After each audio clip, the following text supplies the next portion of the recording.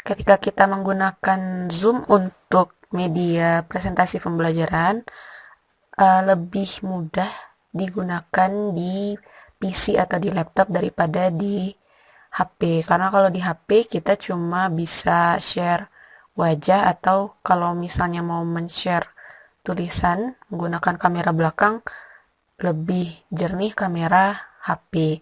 Tapi kalau misalnya kita mau share eh, presentasi, misalnya PowerPoint, kita bisa menggunakan laptop juga agar lebih efisien dan lebih gampang juga. Kalau dari HP kita tidak bisa men-share PPT atau video.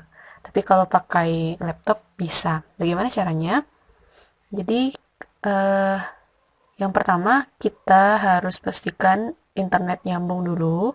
Kemudian kita buka dari Google Zoom. Nah, jadi sebenarnya ada dua cara, bisa kita langsung dari websitenya atau pakai aplikasi. Tapi sebenarnya ketika kita menggunakan website Zoom ini, nanti akan ada aplikasi yang akan terdownload juga. Jadi di sini kita pilih yang paling atas, pilihan yang paling atas, kemudian akan tampil halaman ini.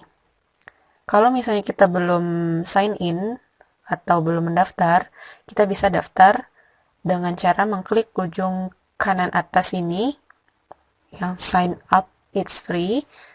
Kemudian akan tampil verifikasi tanggal lahir. Kita masukkan aja tanggal, bulan, tanggal, dan tahun. Kemudian continue, akan tampil ini, sign up free. Bisa menggunakan alamat email atau menggunakan akun Google atau Facebook juga bisa. Di sini saya coba pakai akun Google. Kita tinggal pilih karena akun Google saya sudah login ke Chrome. Kemudian di sini kita dapat melihat tampilan Zoom, ada meetings, ada profile, ada webinars, ada recordings, dan lain-lain. Ada settings juga yang bisa kita atur sesuai dengan kebutuhan. Kalau misalnya kita mau mengadakan suatu pertemuan atau pembelajaran, kita bisa mengatur schedule atau jadwal di sini, atau bisa juga langsung host a meeting. Jadi kita langsung men-share atau membuka kelas pakai ini aja, host a meeting, yang di bagian kanan atas ini. Kemudian setelah kita klik ini akan tampil beberapa pilihan, ada screen share only, ada dengan video, ada yang tanpa video. Karena kita mau men-share PowerPoint, misalnya kita pakai screen share only, jadi videonya nggak akan merekam. Kemudian akan tampil halaman ini. Sebenarnya ini ada tautan untuk mendownload aplikasi Zoom. Kalau muncul tautannya tinggal langsung di-download dan nanti dibuka aja aplikasinya. Kalau di sini saya sudah mendownload aplikasi, jadi tinggal open Zoom Launcher-nya.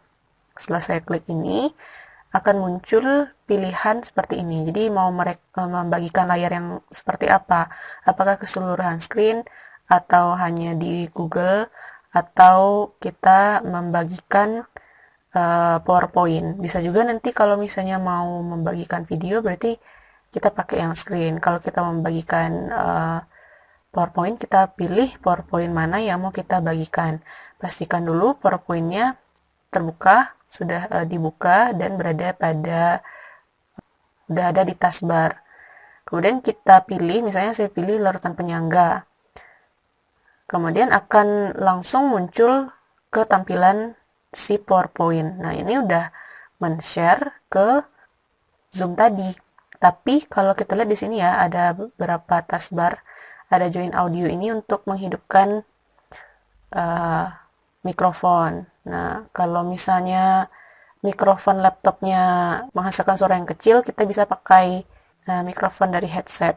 Kemudian di bagian tengah, oke, setelah join audio ada start video. Start video ini kalau kita pakai webcam. Sekarang kan kita nggak pakai webcam, jadi di sini dicoret gitu ya start videonya.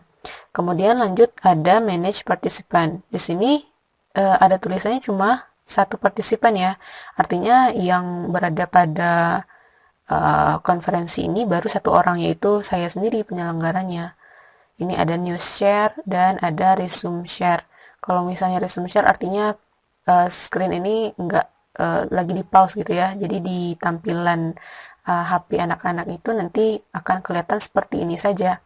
Nggak kelihatan mouse kita gerak-gerak atau kita pindah-pindah halaman, karena tadi kita udah pilih yang mau di-share itu adalah PowerPoint-nya. Jadi ketika kita resume dan kita mulai slideshow-nya akan lanjut lagi.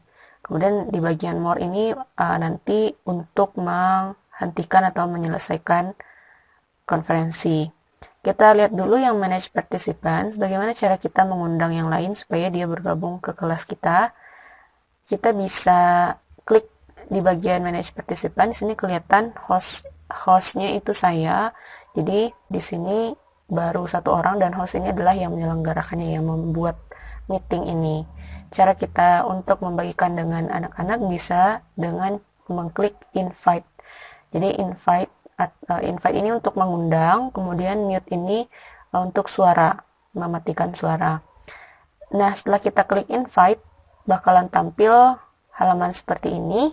Choose your email service to send invitation. Jadi bisa kita pilih mau ngirimnya lewat email atau lewat, nah di sini juga bisa copy URL.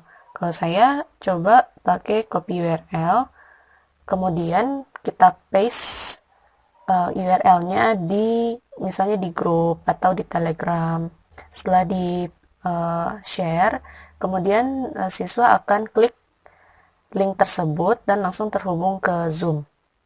Nah, nanti di bagian laptop kita atau di HP kita akan muncul one person is waiting katanya. Jadi ada satu orang yang mau masuk, ada dua pilihan, ada admit, ada remove. Kalau misalnya kita kenali sebagai siswa kita, langsung saja di admit. Setelah di admit akan jadi dua orang partisipan kita. Kita bisa memilih untuk mematikan mikrofonnya atau kita hidupkan. Jadi kalau misalnya jaringannya kurang bagus atau ada suara-suara yang kurang enak, kita bisa matikan mikrofon dari peserta-peserta yang lain. Kalau kita mau dia berbicara, nanti misalnya kita bisa hidupkan juga mikrofonnya. Video dari mereka juga sebaiknya dimatikan supaya jaringannya stabil dan fokus ke satu slide saja. Di bagian sini, di bagian akhir itu ada end meeting. Nah, end meeting ini untuk menghentikan atau menyelesaikan pertemuan atau kelas ini.